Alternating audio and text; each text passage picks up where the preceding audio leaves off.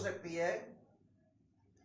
ये उनका एक भाषण है जो बलिया जिले में ददरी नामक स्थान पर एक मेला लगा हुआ था। वहाँ पर भारतेंदु जी अपने मित्रों के साथ उस मेले में गए और देश के सुधार के लिए, देश की उन्नति के लिए वहाँ पर उनसे सुझाव पूछे गए। भारतेंदु जी ने अपना भाषण देते हुए बताया कि हमारा देश में किसी चीज की कमी नहीं है। हमारा देश प्राचीन काल से ही विश्व गुरु रहा है, लेकिन आज हमारे देश में कमी है तो इतनी है कि हमारा देश आज एक रेलगाड़ी की तरह से है।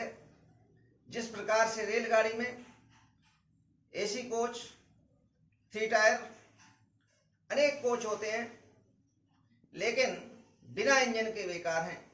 इसी प्रकार से हमारे देश के लोगों को चलाने वाला चाहिए, उनको बताने वाला चाहिए। जैसे हनुमान जी लंका में जाने वाले थे तो बड़े सोचों पड़े हुए थे, तभी जामवंत ने कहा चुप साध रहा बलवाना, बस इतना कह दीजिए। फिर इनके बल और पौरुष की कोई था नहीं है। बहुत ही बलवान है ये, बहुत ही कार्यकुशल हैं।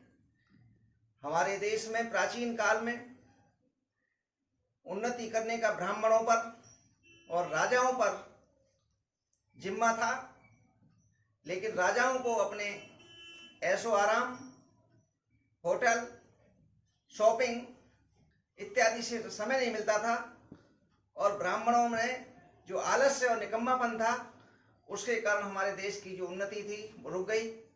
प्राचीन काल में हमारे देश में हमारे पूर्वजों ने मिट्टी की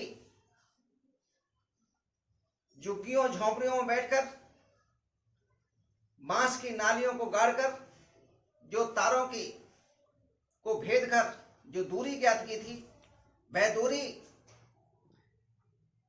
इंग्लैंड में 16 लाख की दूरबीन से भी वही दूरी आई। आज हमारे पास बहुत सारे साधन हैं, अनेक साधन हैं हमारे पास, और साधन होते हुए भी हम उन्नति नहीं कर पा रहे हैं। तो भाइयों, गीता में लिखा हुआ है, भगवान श्री कृष्ण कहते हैं कि नरदेह माध्यम सुलभम सुदुर्लभम पिलवम सुकल्पम कर्णधारम मयानुकूलेन नभा स्वतेरितम पुमान भवाब्दम न तरेत आत्मदाह। अर्थात भगवान श्री कृष्ण जी कहते हैं कि मनुष्य का जो शरीर है बड़ा दुर्लभ है। जन्म सो आपको मिला हुआ है, नाना प्रकार के साधन है, और मेरी अनुकूलता और उस पर गुरु की कृपा, ये सब होते हुए भी जो व्यक्ति आज उन्नति नहीं कर पा रहा है उसको आत्महत्यारा कहते हैं। वह आत्महत्यारा है। तो आज हम लोगों के जो निकम्मापन है उसकी वजह से हम पीछे पीछे चले जा रहे हैं। आज हमारे देश में ये परंपरा है कि जो कम से कम काम करता है, जो खाली बैठता है, उसको लोग बड़ा व्यक्ति समझते हैं। ये भूल है। और इस आलस्य पर मलूक दास जी ने तो एक दोहा भी बना दिया कि अजगर करे न चाकरी, पंछी करे न काम, दास मलूक कह गए सबके दाता राम। आज लोग इसी भगवान भाग्य के भरोसे पर हैं। मेहनत करनी बंद कर दी है लोगों ने, परिश्रम करना बंद कर दिया है, इसलिए हमारा देश दिनों दिन पीछे चला जा रहा है। आज हमारे देश की वो स्थिति हो रही है जैसे दरिद्र कुटुंबी अपनी इज्जत उसी प्रकार से बचाता है जैसे लाजवंती बहू अपने फटे पुराने वस्त्रों में अपने अंगों को छिपाती हुई घूमती है। आज हमारे देश की वो स्थिति बन गई है। हमारे देश में इस समय नाना प्रकार की विद्या, नाना प्रकार की पुस्तकें हैं और हमारे पास अनेक प्रकार के साधन हैं। यदि आज हम आज भी उन्नति नहीं कर पा रहे हैं तो ऐसे लोगों को ये कहिए कि उन्होंने अपने सिर पर कमबख्ती का छाता और आंखों पर मूर्खता की पट्टी बांध रखी है। यदि वो उन्नति नहीं कर पा रहे हैं तो निश्चय ही उन्होंने कमबख्ती का छाता है उनके सर पर और आंखों में मूर्खता की पट्टी है। आज हम नाना प्रकार के उससे जूझ रहे हैं। कुछ लोग कहते हैं कि बाबा हम कैसे उन्नति करें, हमारा तो पेट अब खाली है। तो देखो, अंग्रेजों का भी पेट कभी खाली था। एक हाथ से उन्होंने अपना पेट भरा और दूसरे हाथ से अपना धर्म की उन्नति की। सबसे पहले हमें धर्म की उन्नति करनी चाहिए। धर्म की उन्नति, नाना प्रकार के धर्म, नाना प्रकार के तीर्थ, लोगों ने उन्नति के मार्ग बना दिए, लोगों ने उनको धर्म मान लिया। अरे भाइयों, वास्तविक धर्म तो परमात्मा के चरण कमलों में का की सेवा करना है, ध्यान करना है, उनका परमात्मा के चरण कमल है वास्तविक धर्म। ये धर्म नहीं है। हमें जो त्योहार हमारी म्यूनिसिपैलिटी है, सीखने का एक कारण है, लेकिन त्योहार वो नहीं जिनसे हमें पता नहीं लगे। हमें उसके बारे में सोचना चाहिए। एकादशी का व्रत क्यों रखते हैं? क्योंकि महीने में 2 व्रत होने से हमारी जो जठराग्नि है वो संतुलित हो जाती है। दीपावली क्यों मनाते हैं? दीपावली मनाने का कारण है कि साल भर में जो हमारी वस्तुएं खो जाती हैं, हमारे घर में जो वर्षा ऋतु के जो कीट पतंगे हो जाते हैं, उनसे निजात मिलती है, हमें वो खत्म हो जाते हैं और सफाई हो जाती है, घर पुत जाता है और हमारी वस्तुएं जो नहीं मिल पा रही हैं वो सब मिल जाती हैं। होली क्यों मनाते हैं? क्योंकि बसंत की जो बिगड़ी हुई वायु है वो जो है अग्नि जलने से स्वच्छ हो जाती है। हमें इनको सबको ध्यान रखना चाहिए और उसको उन्नति, अपने देश की सबसे पहले धर्म की उन्नति हो। गंगा स्नान करते समय सबसे पहले जो पानी है वो सिर पर डालते हैं, आचमन करते हैं। क्यों करते हैं ऐसा? क्योंकि सिर की जो गर्मी है वो पैरों के माध्यम से नीचे निकल जाती है और उसका जो विकार उत्पन्न नहीं करती। इसलिए सबसे पहले गंगा स्नान करने घुसते हैं तो अपने सर पर पानी डालते हैं। तो हमें पता होना चाहिए, ऐसे ही किसी को धर्म नहीं मान लेना चाहिए।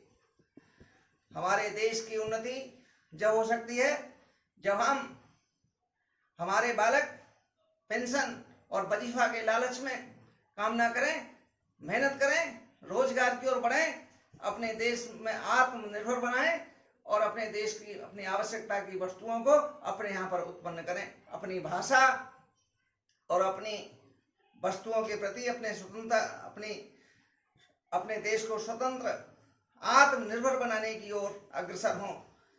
इंग्लैंड में खेती भी करते हैं लोग, किसान भी हैं, कोचवान भी हैं, लेकिन हमारे देश के लोगों में और इंग्लैंड के लोगों में ये अंतर है कि हमारे देश का जो कोचवान है, जो गाड़ी चलाता है, ड्राइवर, वह क्या करेगा? जब मालिक कहीं बैठ जाएगा दुकान पर तो या तो हुक्का पिएगा बैठकर उसके आने तक, या फिर गप मारेगा, गप भी कोरी निकम्मी, काम ना करना पड़े हमारे देश में।